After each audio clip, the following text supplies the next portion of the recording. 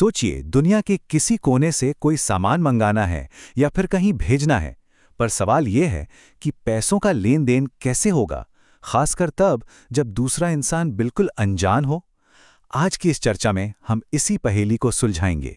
तो हाँ, असली सवाल यही है, दुनिया के दूसरे छोर पर बैठे किसी अनजान शख्स से पेमेंट कैसे ली जाए। ये इंटरनेशनल ट्रेड की सबसे बड़ी उलझन है और इसका जवाब छिपा है भरोसा बनाने के अलग अलग तरीकों में।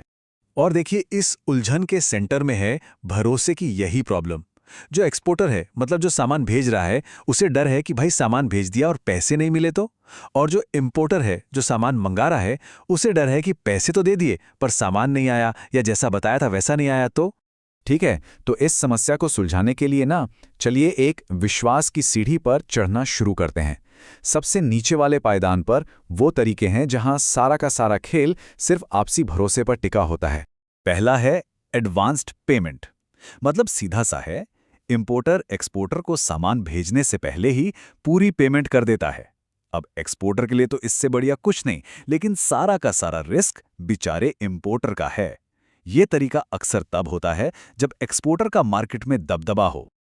और इसका ठीक उल्टा है ओपन अकाउंट। यहां एक्सपोर्टर पहले सामान भेज देता है और इंपोर्टर बाद में एक तय तारीख पर पेमेंट करता है। अब देखिए, सारा रिस्क एक्सपोर्टर के पाले में आ गया। यह तरीका आमतौर पर उन पार्टियों के बीच होता है जिनका सालों का भरोसा हो, जैसे कोई बड़ी कंपनी और उसकी अपनी ही कोई सब्सिडरी। तो यहां साफ साफ दिखता है, एडवांस पेमेंट में 100% रिस्क इंपोर्टर का है और ओपन अकाउंट में 100% रिस्क एक्सपोर्टर का। जाहिर है, ये तरीके हर किसी के लिए नहीं है। इसके लिए पार्टियों के बीच बहुत गहरा भरोसा चाहिए। तो फिर कोई बीच का रास्ता है? जी हां, बिल्कुल है।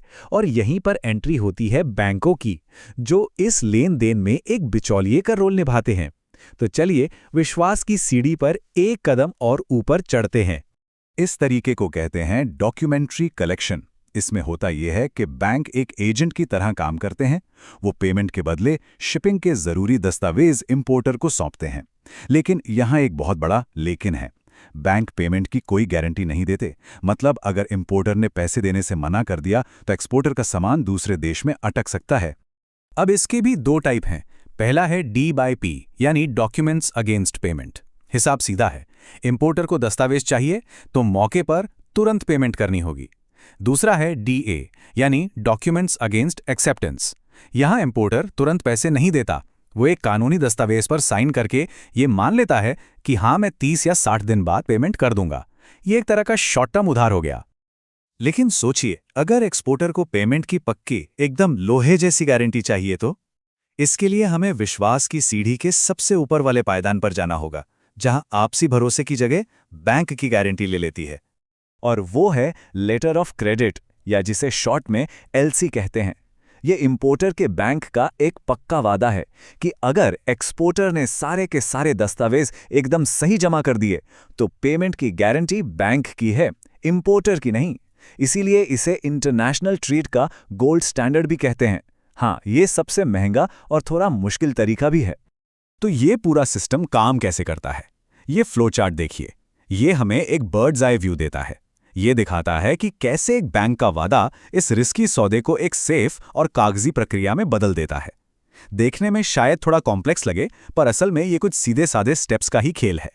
चलिए इस कॉम्प्लेक्स सी चीज को ना एकदम आसान 4 स्टेप्स में तोड़ते हैं। स्टेप 1, इंपोर्टर अपने बैंक के पास जाकर लेटर ऑफ क्रेडिट खुलवाता है। स्टेप 2, इंपोर्टर का बैंक, जिसे जारीकर्ता बैंक कहते हैं, वो ये क्रेडिट एक्सपोर्टर के बैंक यानी सलाहकार बैंक को भेजता है। स्टेप 3, जैसे ही एक्सपोर्टर को खबर मिलती है वो माल शिप कर देता है। और स्टेप 4, एक्सपोर्टर सारे दस्तावेज अपने बैंक में जमा करता है और उसे पेमेंट मिल जाती है। सिंपल। तो इस पूरे खेल में है 4 मेन खिलाड़ी: आवेदक यानी इंपोर्टर, लाभार्थी यानी एक्सपोर्टर, जारीकर्ता बैंक जो इंपोर्टर का बैंक है, और सलाहकार बैंक जो एक्सपोर्टर का बैंक है। इन चारों के अपने अपने तय रोल होते हैं। अब आते हैं इस पूरे प्रोसेस के सबसे जरूरी, सबसे क्रिटिकल हिस्से पर, और वो हैं दस्तावेज। ये सिर्फ कागज के टुकड़े नहीं हैं, बल्कि यही पेमेंट की चाबी है।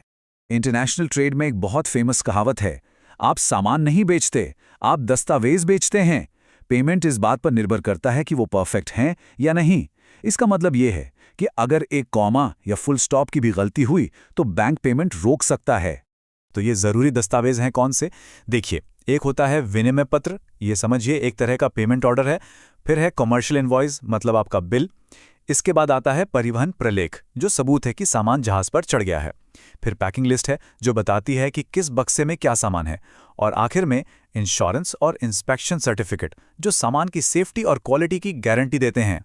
तो अब जब हम ये पूरा सिस्टम समझ चुके हैं तो सवाल ये उठता है कि आज के दौर में भी इसकी इतनी अहमियत क्यों है? तो ये जो विश्वास की सीढ़ी हमने देखी, वो असल में एक सफ़र है, आपसी भरोसे से लेकर एक इंस्टीट्यूशनल भरोसे तक का। एक ऐसा सफ़र जिसकी पूरी नींव वेरीफाई किए जा सकने वाले दस्तावेज़ों पर टिकी है। और इसी वजह से दो अनजान लोग दुनिया के दो अलग-अलग कोनों में बैठकर भी आपस में व्यापार कर पाते हैं। और आखिर में एक बड़ा सवाल, आज जब हम एक क्लिक पर डिजिटल पेमेंट कर देते हैं, तो ये इतना पुराना, इतना महंगा और इतने सारे दस्तावेजों से भरा सिस्टम आज भी अरबों खरबों डॉलर के ग्लोबल ट्रेड की दुनिया पर राज क्यों कर रहा है? इसका जवाब सिर्फ पैसे भेजने तक सीमित नहीं है, बल्कि कानूनी सुरक्षा और भरोसे की गारंटी में छिपा है। इस पर सोचिएगा ज़रूर।